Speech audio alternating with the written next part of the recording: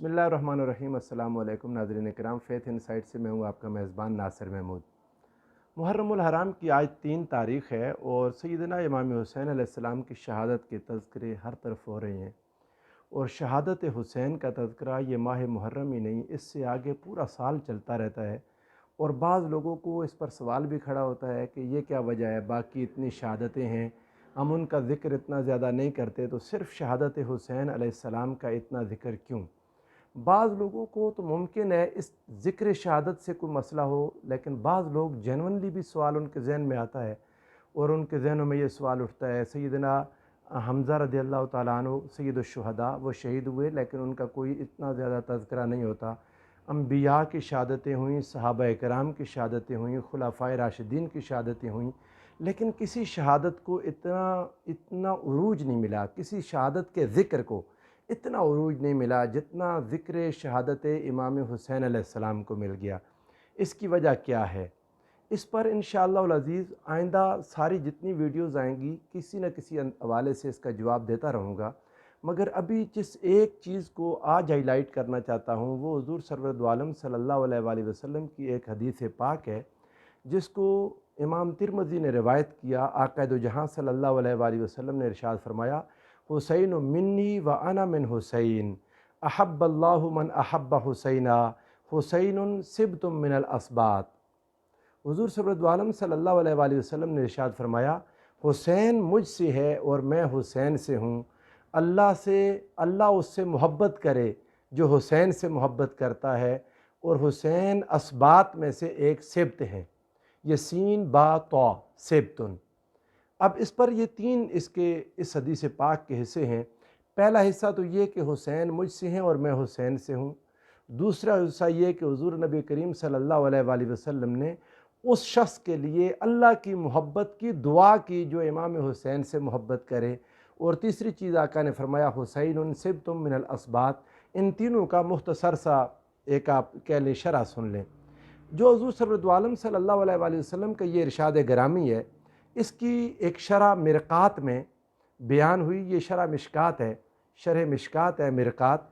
हुज़ूर नबी करीम सल्लल्लाहु अलैहि वसल्लम की इस हदीस की शरह कि हुसैन मिन्नी व अना मिन हुसैन, हुसैन मुझसे हैं और मैं हुसैन से हूँ, उसकी शरह लिखी फरमाते हैं कि अन्नहु सल्लल्लाहु अलैहि व आलिहि वसल्लम आलिमा बिनूरिल वह्य मा सयहदुसु बैनहु व बैन कौमे, कि लगता यूँ है कि रसूलुल्लाह सल्लल्लाहु अलैहि वसल्लम को नूर वही से ये इल्म था कि क्या पेश आने वाला है इमाम हुसैन और उनकी कौम के दरमियान। फ़ख़स्सहु बिज़िक्र, बस यहाँ हुज़ूर अलैहिस्सलाम ने बाकी अहले बैत अतहार के ज़िक्र से हट कर मखसूस किया इमाम हुसैन के ज़िक्र को। वबय्यना अन्नहुमा का शैइल वाहिद फ़ी वुजूबिल मुहब्बा, और ये बात बयान कर दी कि वजूब मोहब्बत में रसूलुल्लाह सल्लल्लाहु अलैहि वसल्लम और इमाम हुसैन एक हैं। व हुर्मत तारुज़ वल मुहारबा, और इनसे दूरी और जंग, इसकी हुर्मत जो रसूलुल्लाह की है वही इमाम हुसैन से दूरी और जंग की हुर्मत है। व अक्कद ज़ालिका बिक़ौलिही, और इस चीज़ की ताकीद कर दी हुज़ूर अलैहिस्सलाम ने ये फरमा के, अहब्बल्लाहु मन अहब्ब हुसैना, अल्लाह उसी से मोहब्बत करेगा, अल्लाह उससे मोहब्बत करे जो हुसैन से मोहब्बत करता है। फ़इन्न मुहब्बतहु मुहब्बतर रसूल, क्योंकि इमाम हुसैन अलैहिस्सलाम की मोहब्बत रसूलुल्लाह सल्लल्लाहु अलैहि वसल्लम की मोहब्बत है। वह मुहब्बतुर रसूल मुहब्बतुल्लाह, और रसूलुल्लाह सल्लल्लाहु अलैहि वसल्लम की मोहब्बत अल्लाह की मोहब्बत है। नाज़रीन कराम, अब ये हदीस बहुत सारे मामलात को हमारे सामने वाज़े कर देती है। हुज़ूर सरवर आलम सल्लल्लाहु अलैहि वसल्लम ने ये फरमा कर कि मैं हुसैन मुझसे है और मैं हुसैन से हूँ, इतनी मुश्किलात हल कर दी। अगर आप इस हदीस को सामने रखें, जब भी करबला का ज़िक्र करें, तो आपको तमाम तफासील में ये एक बात आपके ज़हन में रहनी चाहिए कि रसूलुल्लाह सल्लल्लाहु अलैहि वसल्लम के किरदार को इमाम हुसैन ने ज़ाहिर किया।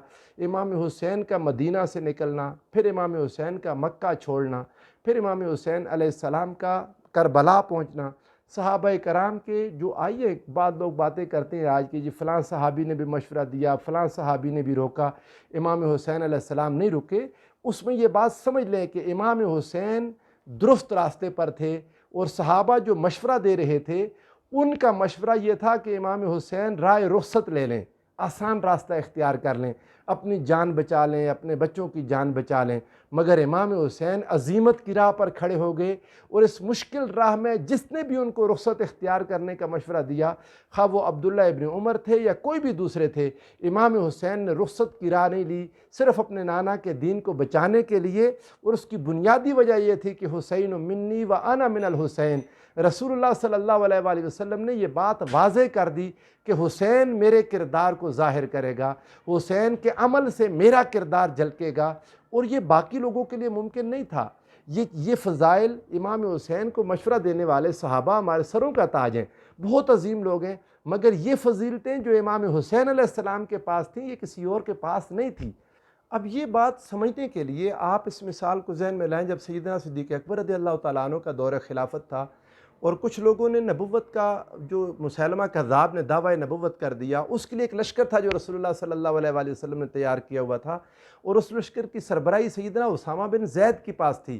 بہت سارے لوگوں نے آ کے مشورہ دیا کہ ان کی سربراہی کو ختم کر دیں، لیکن سیدنا صدیق اکبر رضی اللہ تعالیٰ عنہ ڈٹ گئے کہ اس لشکر کو رسول اللہ نے روانہ کیا تھا، یہ سربراہ چونکہ رسول اللہ نے بنایا تھا، لہذا میں اس کو نہیں ہٹاؤں گا۔ تو بعض اوقات ایک انسان اپنی یقین کی بنا پر ڈٹ جاتا ہے، مشورہ دینے والے مشورہ دیتے ہیں لیکن وہ ان کے مشورے کو نہیں مانتا، اسے جو رب کریم کی طرف سے ایک روشنی ملی ہوتی ہے، جو بصیرت ملی ہوتی ہے، جو سمجھ ملی ہوتی ہے، وہ باقیوں کے پاس نہیں ہوتی، تو وہ اپنی بصیرت پر عمل کرتا ہے۔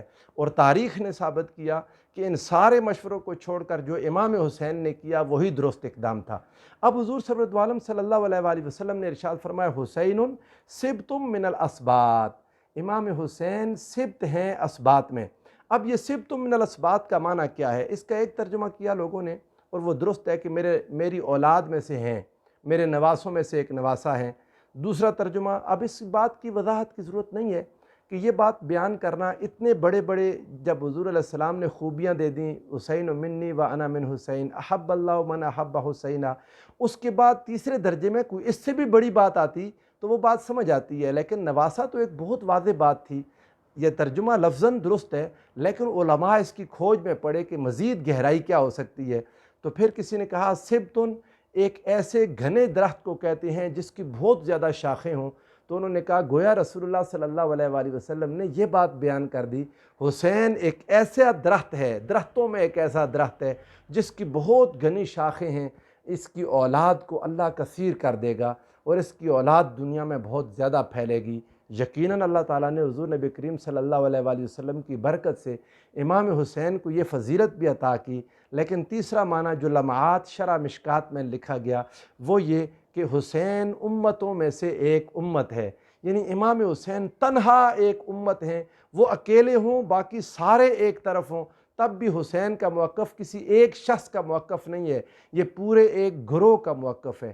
اور جب امام حسین کو امت کہا تو یہ ایک معنی، یہ لفظ اللہ تعالیٰ نے ایک بار سیدنا ابراہیم علیہ السلام کے لیے بولا، ارشاد فرمایا ان ابراہیم کان امتا قانتا للہ حنیفا، بے شک ابراہیم علیہ السلام تنہا ایک پوری امت ہیں۔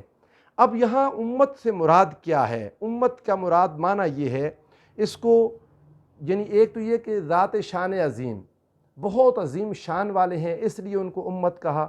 اس کا ایک معنی امام ابن منذر نے ابن عباس رضی اللہ تعالیٰ عنہ سے بیان کیا، وہ کہتے ہیں ان ابراہیم کان امتن اے کان اماما فی الخیر، ابراہیم علیہ السلام امت ہیں یعنی خیر اور بھلائی کے امام ہیں، بہت ساری دنیا ان کے پیچھے چلے گی بھلائی کے کاموں میں۔